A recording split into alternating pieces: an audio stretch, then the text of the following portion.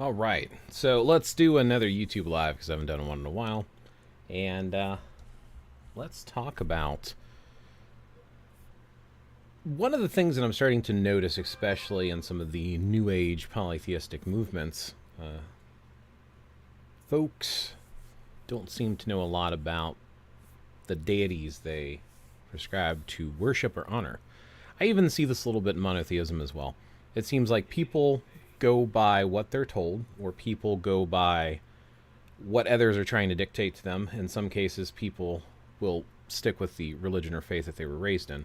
But there seems to be a variance in what they believe is true versus information that was written down. Because at the end of the day, we don't know anything about spirituality. It's all personal experience. It's something that's told to us, something that's taught to us.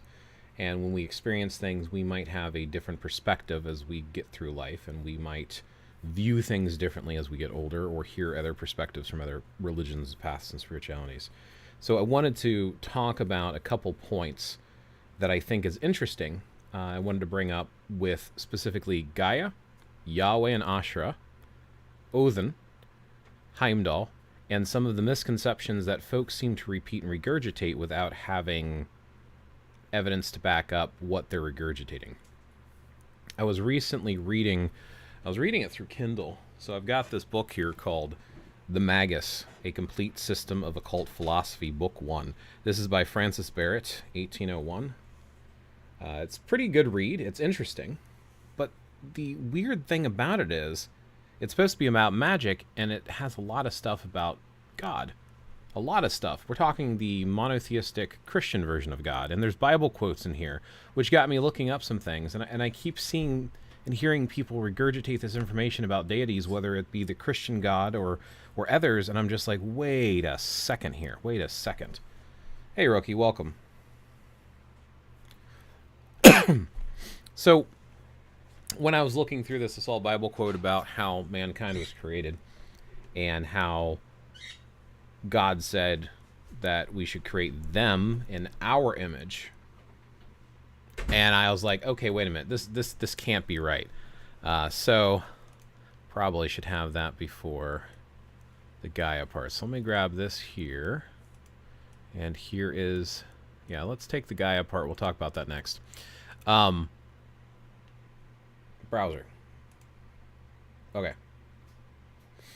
So you'll notice here that in the background, and I guess I can hide my camera for a second.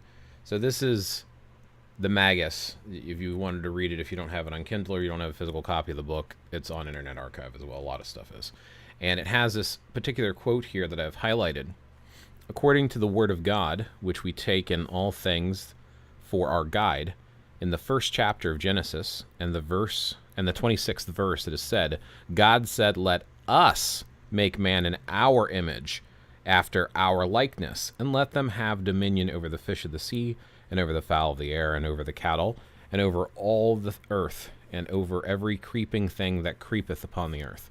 So I was like, wait a second. This sounds like they're talking about multiple gods and goddesses and stuff. So I was like, okay, let's check out Genesis. So I went to BibleGateway.com, which has different versions of the Bible, and this is the quote, apparently, that as it exists in the Bible. Then God said, let us make mankind in our image, in our likeness, so that they may rule over the fish in the sea and the birds in the sky, over the livestock and all the wild animals, and over all the creatures that move along the ground.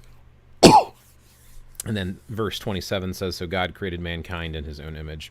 In the image of God, he created them. Male and female, he created them. So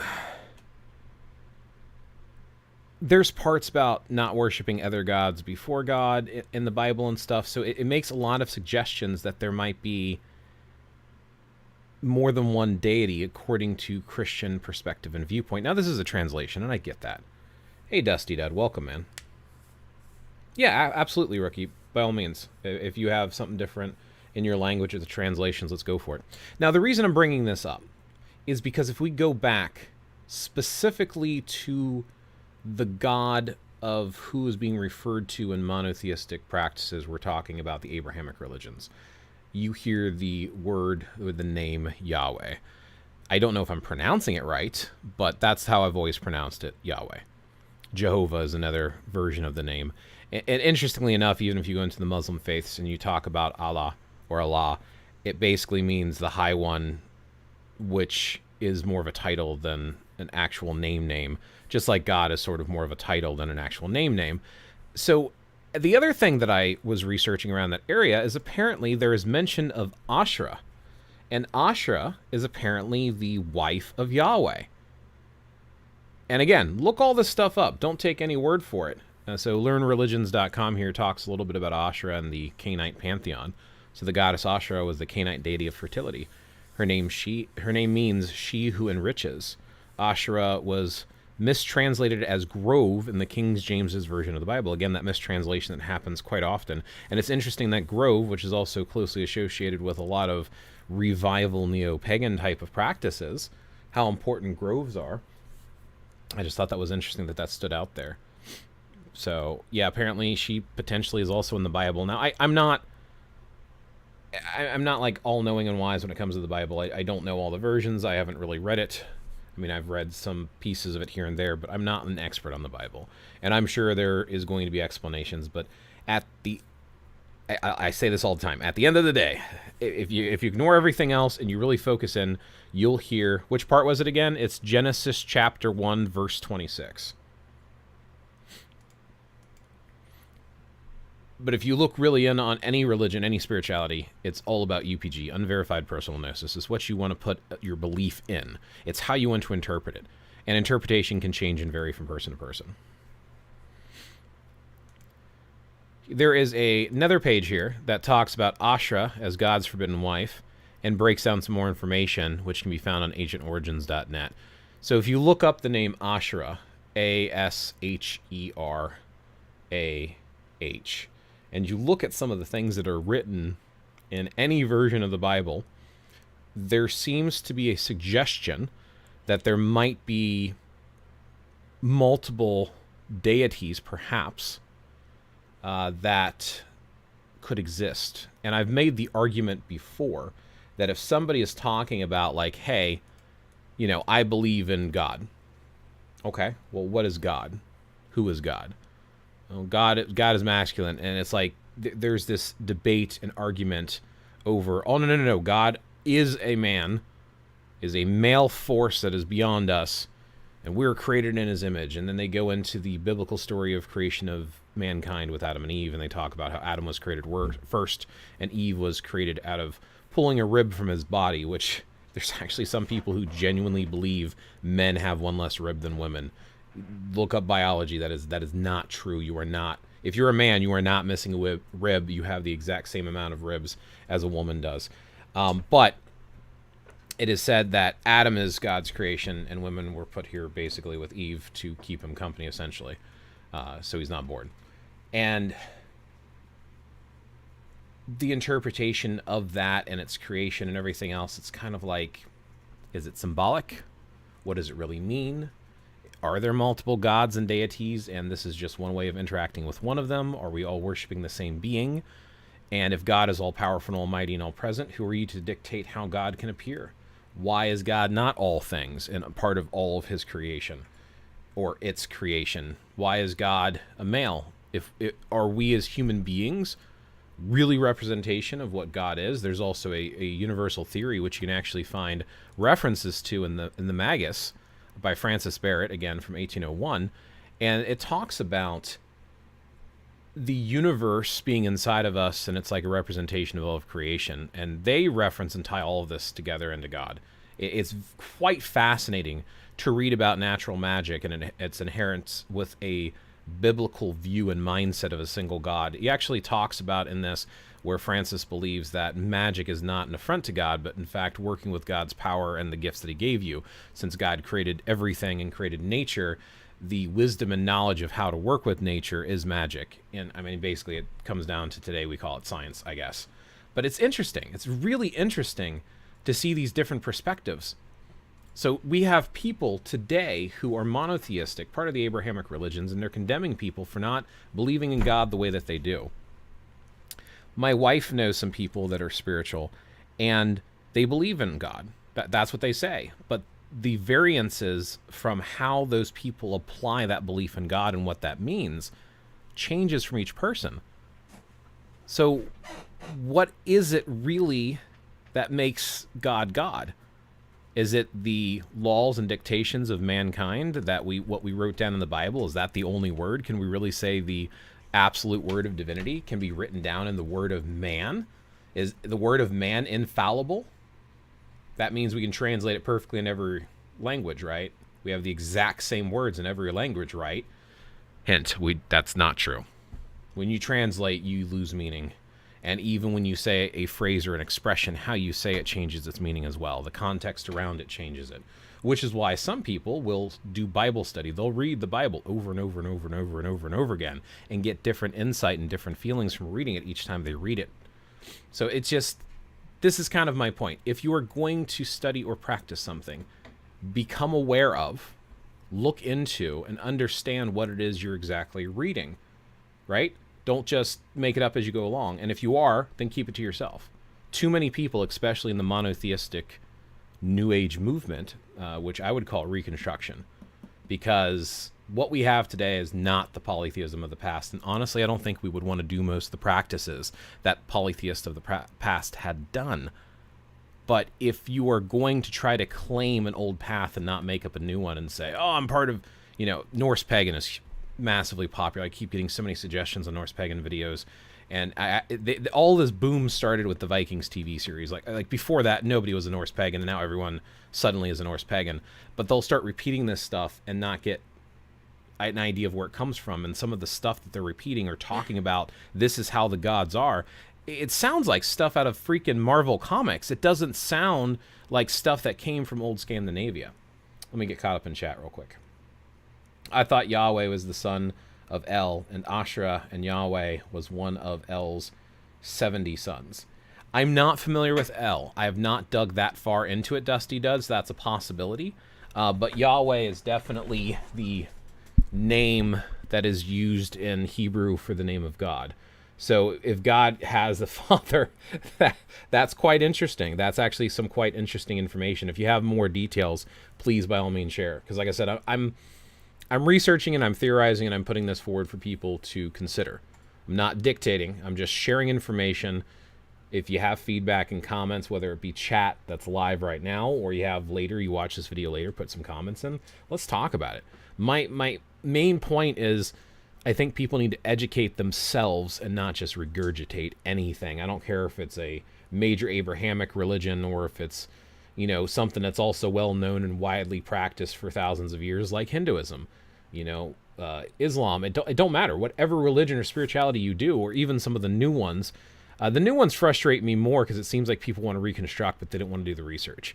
I can at least give props to the other ones, Christianity, and whether it's like Catholicism or Protestantism or Islam or Hinduism or any of those, like Shintoism, Taoism, any of those, because they've been around for a while, practiced for a long time, and at least they have teachings that they can pass down and tie things back to. It's not just regurgitation, even though some people do just regurgitate.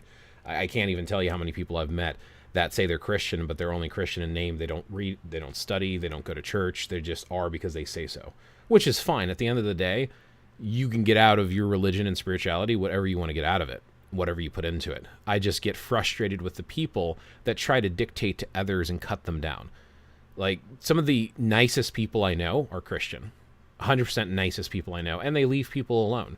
Do they agree what other people believe in? No, but they're more concerned about themselves. They're always welcoming and willing to talk about spirituality, but they don't force it on you. Those are the type of people I respect, and I encourage viewers to consider being like. Do your own thing, and if you are going to speak with others, educate, don't dictate. I hate this dictation, and it's so prevalent in these new age paths where people are fighting over the proper way to practice this stuff, and they don't read anything. And I'm going to get into it, trust me. I'm going to get into it with Odin and Heimdall specifically, but I want to talk about Gaia here in a second, but let's see what else they have to say. So in my language, 1 verse 26 is also plural. But we don't have he, she, it in my language, so I don't know how translation is in English. Right? And that's my point. You can't... if languages are different and they don't translate exactly, then how do you properly translate a word or a message? The English is not the original language of the Bible. I think it's what, Aramaic? I believe it's Aramaic. Yeah, Aramaic or Hebrew. I don't know. And I don't read either. I don't. But again, it's not my path. So I don't really study it. I'm interested in it because I at least like it's that popular of a religion that spread that wide far. And I was raised with some of it. So I am kind of curious, but when I was raised with it, it was all in English. And now I'm looking back at everything like, where does this stuff come from? And I don't like contradictions. It's like, if you are looking for the kingdom of God, or you're looking for the kingdom of the divine or spirituality or whatever it is that you're looking for, why can't you just look in your own backyard, in your own garden, in the woods? Why can't you just go out there and be part of the world? Why do you need to have somebody else dictate it to you through a priest, through a book, through a Bible, through any of that stuff? To me, personally, that doesn't make sense to me. So I'm all for the UPG. It's just people do the UPG and then they go and tell other people that they're wrong, and that's what I have a problem with. That's what this video is about. Also, I am not 100% sure, but I think my church would explain, let us create plural in a way that there is one deity God represented in the form of Holy Trinity on God, three manifestations. I can't translate all I know in Armenian to English because I don't know a lot of terms, but the Armenian Apostolic Church is separate from most churches and has a different explanation of things. My country is the first church nation since 301, and it's not just a religion or a practice, it's also a culture. That actually plays into some other videos that I've made, that there's a huge cultural influence when practicing different spiritualities. Biblical scholars say that El was the main Canaanite god and Asherah the goddess, and when monotheism became more mainstream, the Jews combined stories of El, Yahweh, and Baal. Interesting. See, that gives me some more things to read. Thank you, the Dusty Dud. I find it fascinating. And that's the other thing that frustrates me, too. So many people are so dismissive, especially in the polytheistic, pagan, heathen movements of today. They're so dismissive of Christianity. They seem to hate Christianity. It's like a lot of them will leave Christianity because they talk about how cruel Christians are and how they target people that are different, blah, blah, blah, blah, blah. So they act just like the people they are complaining about. They just do it from a different perspective. Now they attack Christians for being Christians. Why can't we judge people and treat them based upon how they treat others? Who cares what they believe?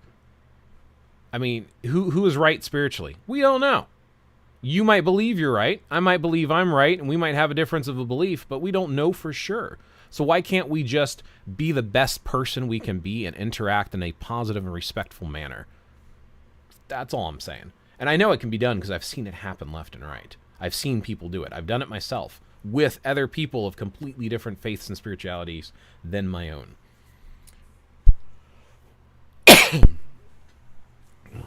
Let's see.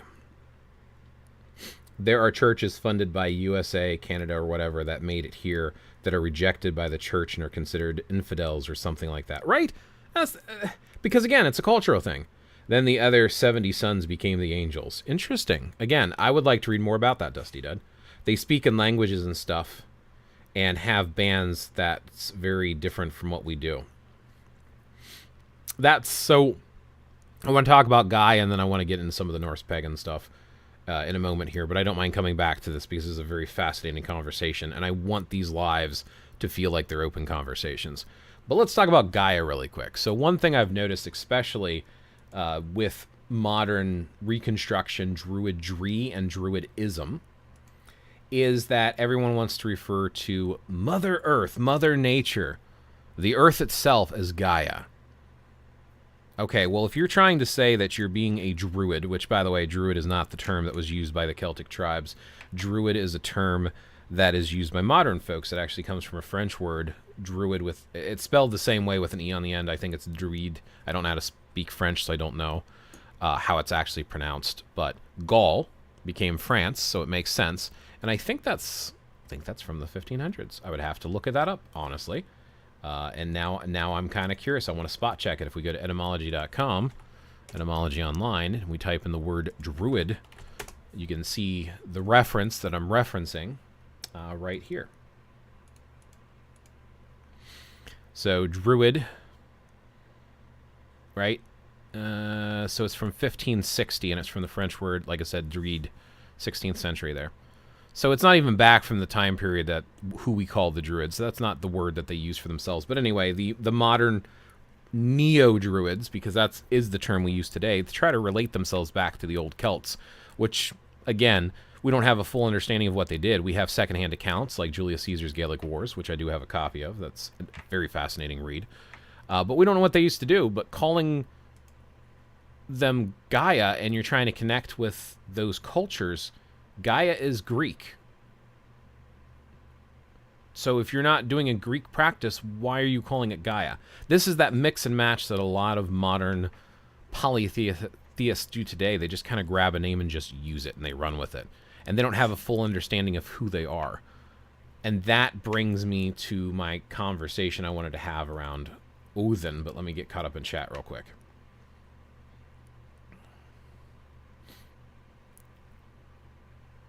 No, I already read that part, so just one more comment. Cool. I will later send some material about my church because the cultural aspect is very fascinating, especially the liturgy. Did I say that right? Liturgy, the kind of music that is sung during ceremonies. Yeah, absolutely. I'm all for learning about other stuff. I don't deep dive everything, single spirituality out there, and like I said, I'm not trying to come across as a know-it-all. I just want to share stuff. So, Odin.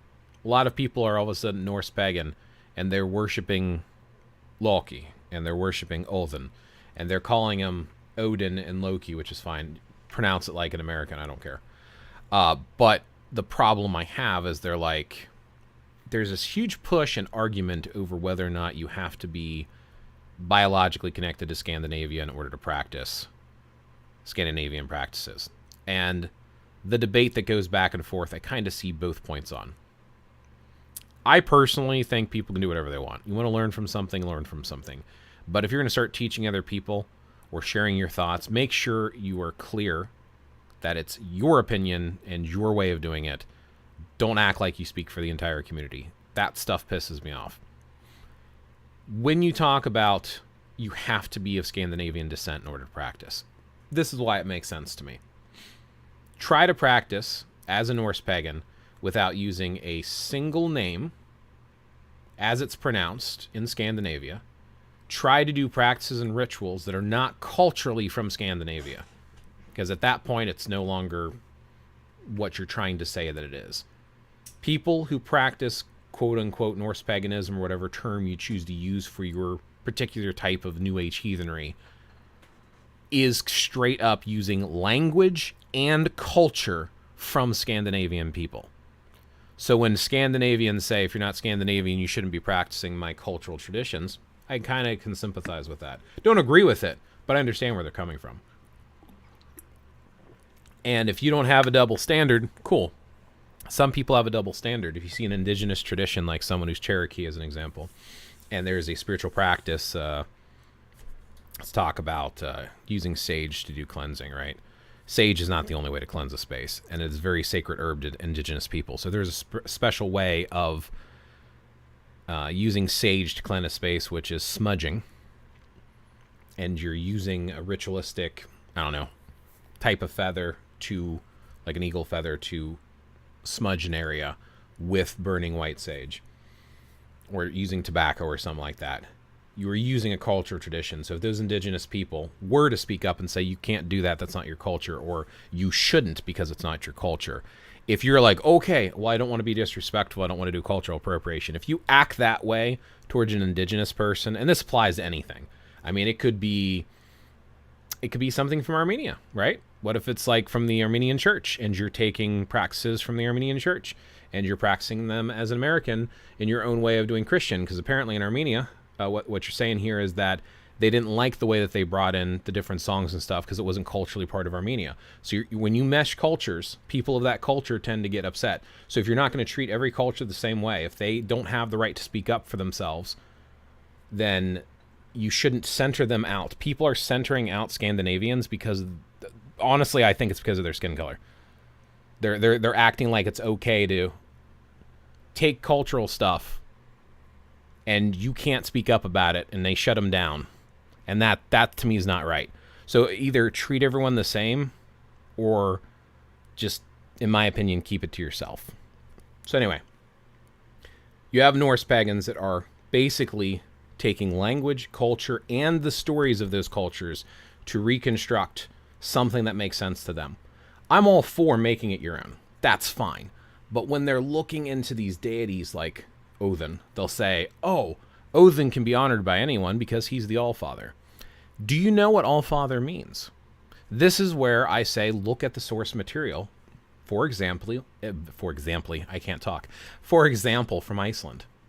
Iceland, you have Snorri Snorrason in the 1200s who wrote down a lot of the stuff. It was passed by word of mouth. He was a skald, which is a type of poet. And he started writing down these stories. So let's look at some of them and reference some things from there. Why I'm saying that specifically him being called Allfather doesn't mean you get to practice whatever you want. You get to practice whatever you want because you're a human being who's an intelligent individual who can learn from other sources. And if you want to take a cultural approach to this, look at Scandinavia. They traveled a lot and they shared ideas. And I mean, if you look at Ireland, Dublin is a Viking settlement. They traveled there and did settlements, and they traded or raided and took and gave and learned from different stuff. Scandinavian people, even historically, had some blending of different cultures inside, even though they're still Scandinavian. They're still a distinct culture. They do have a blending of other traditions. So that is very much makes sense with that type of people. Let me get caught up with the comments real quick. There's a good video on Yahweh by the channel Estorica, and the vid is Yahweh, how a warrior storm god became the main god. I think it's not far down on the video list. Thank you, Dusty Dud. I'll definitely check that out. I'd be interested, again, to see different perspectives. I deep dive Iron Man, and I have learned not to put all my eggs in one basket. Hi. Hey, good to see you, Dave. Yeah, no, when I saw the title of your stream, I said to myself, does anyone truly understand the gods as spiritual beings? We are tasked with not only trying to understand who we are, but the gods might want from us in our time on Earth. Completely agree. Rookie. In Armenia, our religion, like I said, is a national thing, but there have been black people, Indians, Europeans, Russians that came here, got married, went to church, and so despite its national aspect, it does. Not leaving anyone out, everyone is welcome. In studying ourselves in the pursuit of knowledge of ourselves, we are approaching an understanding of the gods, but I think the true understanding happens when we reach the other side. I can agree with that. That makes a lot of sense to me. So, to follow up on the thing I was saying with Odin, I want to share some stories specifically from Iceland. And I'm gonna, my Icelandic is not very good. Ég tala bara smá íslensku and ég tala ekki vel. I speak a little Icelandic, but not very well. So when I do pronounce these, they're going to be slightly off, but you'll get the basic gist. So in this particular saga, it is called Gylfaginning. Yeah, that's a butchering. In this, we have a reference to why Odin is referred to as the Allfather. So Gangleri began his questioning thus: who is foremost or oldest of all the gods? Har answered, he is called in our speech Allfather, but in the elder Ásgard he had 12 names. One is Allfather, the second is Lord, or Lord of Hosts. The third is Nikar, or Spear Lord. The fourth is Nikur, or Striker. The fifth is Knower of Many Things. The sixth is Fulfiller of Wishes. The seventh, Far-Speaking One. The eighth, the Shaker, or He that putteth the armies to flight. The ninth, the Brewer. The 10th, the Destroyer. The 11th, the Protector. The 12th, Gelding. The point I'm bringing up here, and the reason I'm bringing up this particular saga, is Odin had a whole bunch of nicknames. Odin as the Allfather doesn't necessarily, in my opinion, make sense. People say he's the Allfather because he's the father of all the gods and all humans. Is he? There is a Norse myth about him and his brothers, Vili and Ve, creating mankind. Basically, after they slayed Ymir, they took his body and made the earth. His blood is the seas. His bones are the mountains. And his eyelashes were the border between Mithrangarðr and the other realms. So, like, there's 9 realms.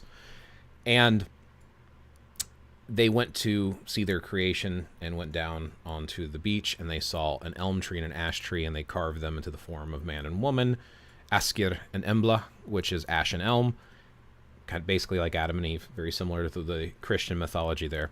And apparently they each gave different gifts to bring them to life. So that's why they sometimes say it, which technically would make Viljanve also the father of them. But Odin is also not the father of all the gods. So let's talk about two of those points, and I'll give backup resources.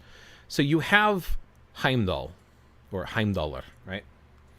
Heimdall, there is a story, another saga. Again, references are important. People don't read this stuff. They just like, oh, I'm going to worship Odin because I saw him in a TV show or read him in a comic, and he's going to be the type of god I want him to be. He's the god of wisdom. He's the god of war.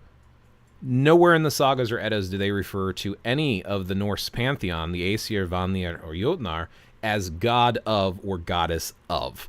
The of is something that is a mindset that you get from the Greeks and Romans. They don't mention any of them as of. There's association, sure. Odin is associated with wisdom. Odin is associated with war and stuff like that. But here's the thing. He's not the god of. In fact, if you take the names themselves, and we'll get into this a little bit later, and this plays into a lot of the New Age spirituality stuff, they try to change things into a Christian mindset because the deities themselves from Scandinavia are almost like the raw forces of nature. We'll talk about that in a moment, but let me give you this reference why Heimdall, in some ways, could almost be considered the father of mankind, not Odin. In a way. So at least take this into consideration. So in this story, it's called Rigstula. In Rigstula, basically, Heimdall goes around to 3 different married couples of varying degrees of wealth and basically sleeps between them, sleeps with the wife, and impregnates her. And she gives birth to the 3 class systems, which are thrall, which is basically like a slave, essentially. Thrall. And then the next one is Karl. Karl is a freeman, someone who's basically just a normal person. Most people in Scandinavian society is probably a Karl. And then the last one is Jarl. Jarl is like a king or a noble, someone who's really rich and well off. But all of them were born out of Heimdall sleeping with humans, so in a way giving that divine spark to humanity. But the 3 caste systems in Scandinavia were based in this story from Heimdall going around. To further prove my point of Odin not being the father of all, again, people don't research this. This isn't straight from the sagas, but this is an attempt that people have done to put together a family tree. And you can research this, and you can find references to it. This does tie into the way they're written about in the sagas. Do your own research. Don't take anybody's word for any of this stuff. But here's kind of a family tree. So over here in this one section, I don't know if you can see my mouse or not. So top column left is Adumala, and then Buri, and then Bor. If you see Bor in the middle there, Bor and Besla, those are the parents to the right of Odin, Vili, and Ve. Odin has parents. Everyone to the left here is not Odin's offspring. There's no biological connection to all of them either. Now, the other thing that's interesting here is you'll notice that you have the Aesir, Vanir, and Jotnar, which are almost referred to as different beings, but they all intermarry, and they all come out of the Jotnar, which are basically the giants. And then over here from Odin, you can see the beings that were born of him or from marriages. So you'll have Odin. Odin slept around a lot. All right. You have Odin with Grid, who had Vidar. Odin had Tyr, but we don't know who Tyr's mother is. Odin and Frigg had Bragi, Hod, Hermond, Balder. You have Odin and Nep, who had Nanna. You have Odin and Fenrir, who had Skuld, Hati, and Hrothvitsen. So I guess that's Hati's last name. I'm sorry. That's interesting, because usually it's associated. It's a pedamic, so that would be a different father, but it has a line down from Odin. And it's also interesting that Fenrir is listed here, because Fenrir is actually one of Loki's children. That's actually the wolf. That doesn't make sense. Oh, that's a direct line down. There's no break. That makes more sense to me now. There is a break in Nep and Nanna. As you can see, a little cut in the line. That makes a lot more sense, because I didn't think Odin was Nanna's father. So never mind. None of those. Skuld and Hati are Fenrir's children. We don't know who the mother is. necessarily. And then if you go towards the bottom, Jord, which is the so if you're calling Gaia the earth, Jord, it would be the goddess of the earth in Norse Scandinavian type of stuff. And then towards the bottom, Rindir and Vali. So this is kind of rough to follow. There's other ones out there. My point that I'm trying to illustrate with this, and you can look up different attempts to build a family tree, is that Odin is not the parent of all the deities. In fact, the term and calling himself Allfather, to me, has always been more of a claim of power or dominion than it is of actually being the creator of or parent of, in either case. Especially when you have beings that were created before Odin, that Odin came from, Bor and Vesla, so technically he's Odin's Borson, because Bor was his father. So again, people don't look into this, they make these assumptions. Then, and I'm not trying to pick on Odin, because I know a lot of people do like Odin. Odin is about knowledge, he's about himself, he's about his own wisdom. He cares about learning as much as he can, preparing himself for Ragnarok. He gives up one of his eyes, plucks it out to get a drink from Ymir's well. Not Ymir's well. Maybe it is Ymir's well. But he had, my brain has stopped. He has an uncle who's a giant who ends up getting his head cut off that he consults that it was his well, and he takes a drink from that well, which is supposed to be at I believe it's at the roots of Yggdrasil. And he also hang himself from the branches of Yggdrasil to get knowledge of the runes and carve the younger Futhark into the trunk to understand how to read and write, which is very powerful magic in and of itself. But you have all these different stories about him trying to progress himself. So sometimes when interacting with him, the word itself, Odin, when I talked about them being raw forces of nature, Odin is madness. Thor is thunder and lightning, right? So when you say he's the god of thunder, no, he's quite literally the personification of thunder with Thor. Odin is the personification of madness, and madness has moments of clarity and new insight, but can also have moments of complete what this makes no sense. So Odin is one of those things. There's a reason Mjolnir, Thor's hammer, was one of the most popular pendants. You didn't see everyone wearing a sword or spear for Gungnir with Odin. Even though Odin was popular and well respected, I'm not saying he wasn't. People try to make him into something else. Loki is like the epitome of destruction and chaos. Most of the Jotnars are the powers of chaos. The Aesir are kind of like the higher laws and power, and the Vanir are the deities of the earth and of the people. And if you look at the associations with those different deities, you can see how they play in. You know, Thor is the great protector, and he's also that thunderous boom, and it fits his personality and everything. So Loki caused chaos and mischief. Every time you see him, he's causing some sort of torment. All of the bad things that happens in the Eddas and sagas are because of Loki or Odin. Most of them happen with some sort of dramatic input from one of those two in many of the cases. And people act like Loki is someone you should worship. Again, it's your path. You do what you want, but it doesn't make sense for old Scandinavia, in my opinion. Let's further add some additional evidence of things that people overlook. People praise and put Odin on this pedestal. And again, I'm not picking on him. It's just I've done a lot of research into him because him being the Allfather, the one that everyone has spoken about, the one that's full of wisdom, that learned all the things that he can learn. Let's look at some other stuff about him. So in this particular saga, this is the saga of, I'll probably just scroll up to the top. It's section 18 that I want to read to you. But Harbarth Yolth. Okay, I'm butchering that. I'm just going to go back to the section. Basically, Harbarth is a ferryman, and it's Odin in disguise, and Thor is trying to come across in this ferry, and they're having a conversation comparing what they have done. And Thor says to him, "How won ye success with your women?" And he's bragging basically about forcing himself on women. That's right. This high one, Odin, that everyone brags about, has sagas about him forcing himself on women. Lively women we had, if they were wise for us were. Wise were the women we had, if they kind for us were. For ropes of sand they would seek to wind, and bottom to dig from the deepest dale. Wiser than all in course I was, and there I slept by the sisters 7, and joyful great I did get from each. What Thor didst while thou the while. And this is a really weird translation. You can find other translations for it. But there's even a part where Thor offered that he would have held the women down for him in this particular saga. And it's kind of, again, for the time period, it makes sense. But by today's standards and how we live today, it's no, that's bad. There's also Skålskaparmal, and in this one section here, then Eiger said, "There seems to me dark things to call Posey by these names, but how did Aesir come at Sutner Mead?" Bragi said, "That tale runs thus." And pay attention to this. This also gives you insight to how Odin interacted with people. Odin departed from home and came to a certain place where 9 thralls were mowing hay. He asked if they desired him to whet their scythes, and they assented. Then he took a hone from his belt and whetted the scythes. It seemed to them that the scythes cut better by far, and they asked that the hone be sold to them.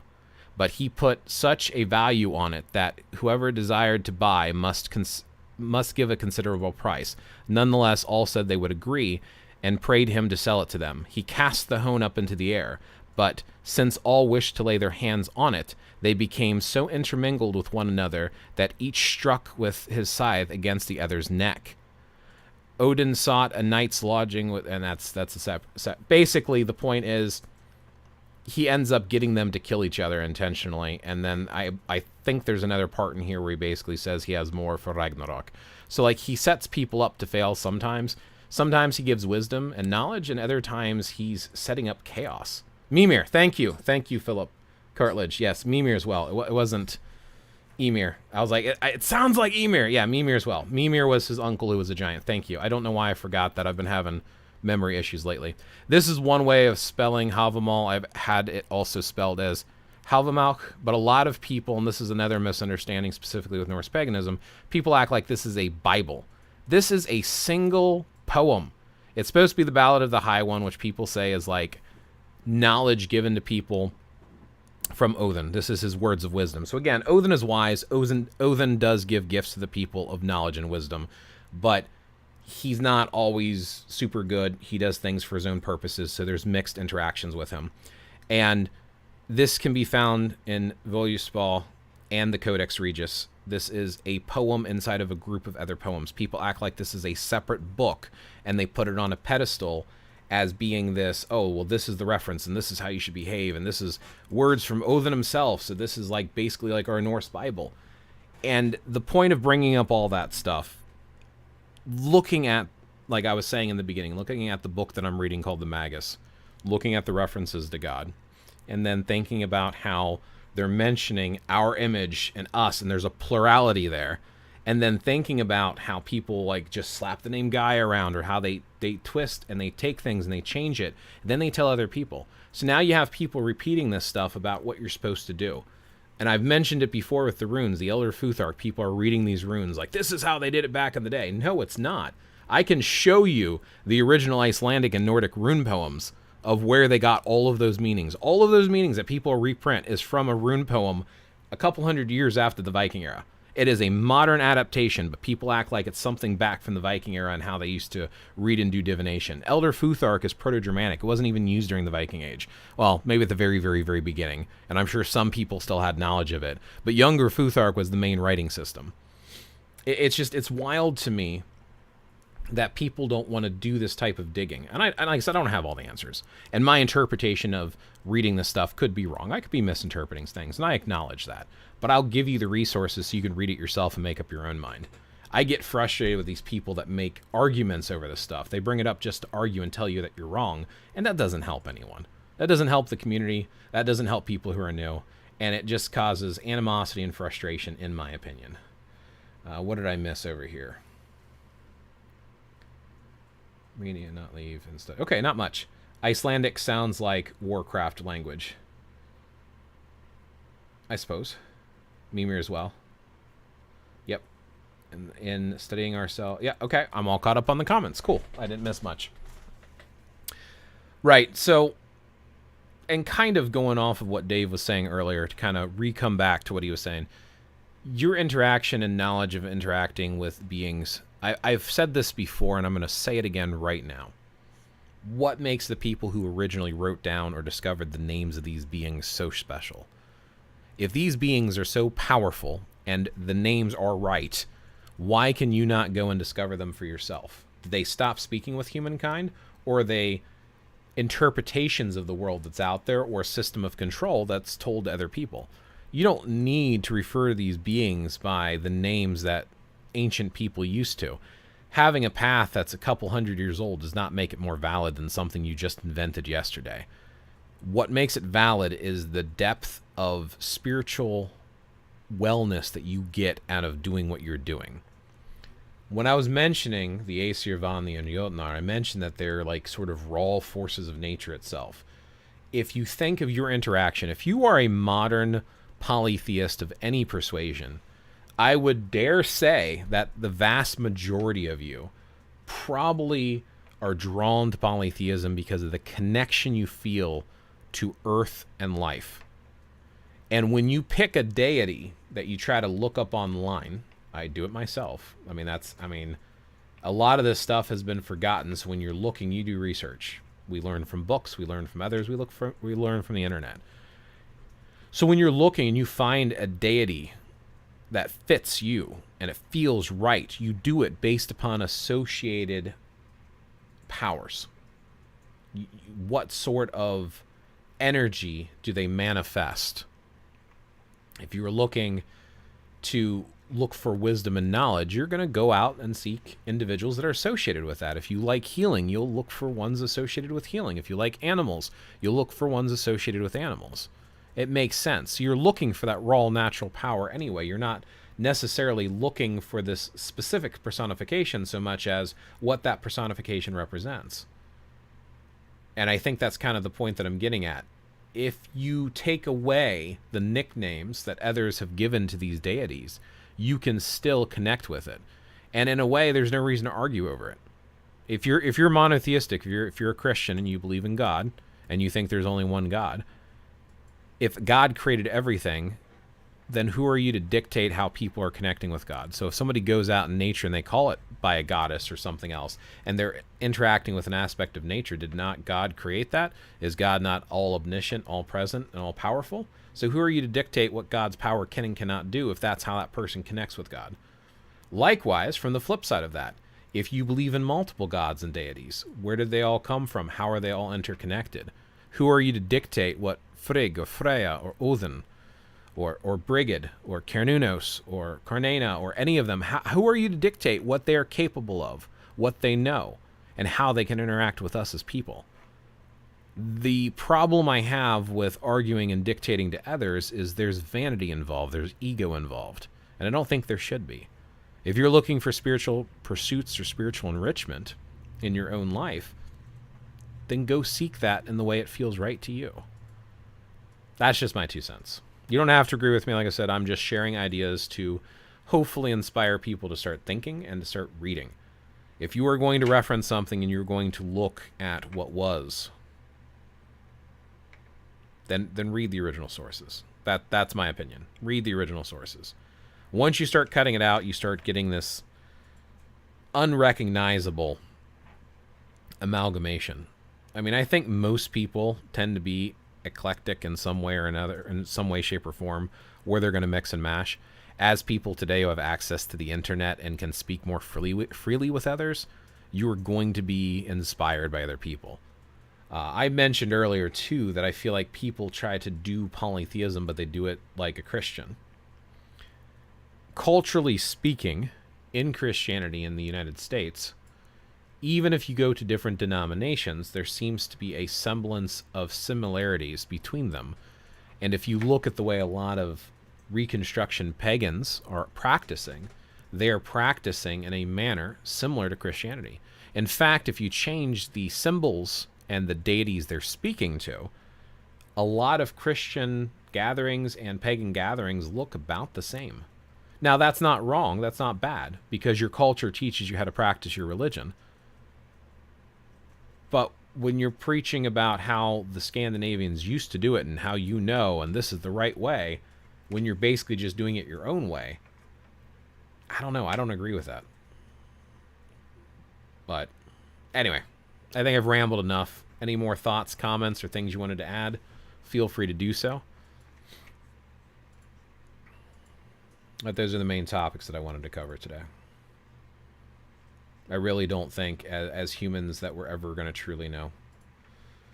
And I know I've had this conversation with Christians before that I've had family members and other people that want to convert me back to Christianity because that's how I was raised. And I've said to them before, I was like, well, if I'm right and you pass, you'll be fine. Because the way that I believe in divinity and the gods and goddesses, it doesn't matter what you believe in life. It's how you live. If you're wrong, if you're right and I'm wrong, then personally, I would rather not go to what you're calling heaven if the supreme being who is all-powerful and omniscient knows everything and can easily lead me to the correct path and chooses to let me stumble in the dark and would not forgive me for just being ignorant. I would rather not be with that kind of being. So, I know some people are going to get very flustered at hearing that, but, you know, my life. It's my choice. Well, cool. No more comments. Those are some final words. May your path be a fruitful one. Like I said, keep reading, keep researching, keep sharing. Have a good one. I'm going to wrap this live up for now and try to do more lives, and maybe I'll break a few of these lives out and do short videos. I'm trying to do some more shorts. I've been kind of slipping away from that lately, playing some more games than I usually play. So, anyway, have a good one.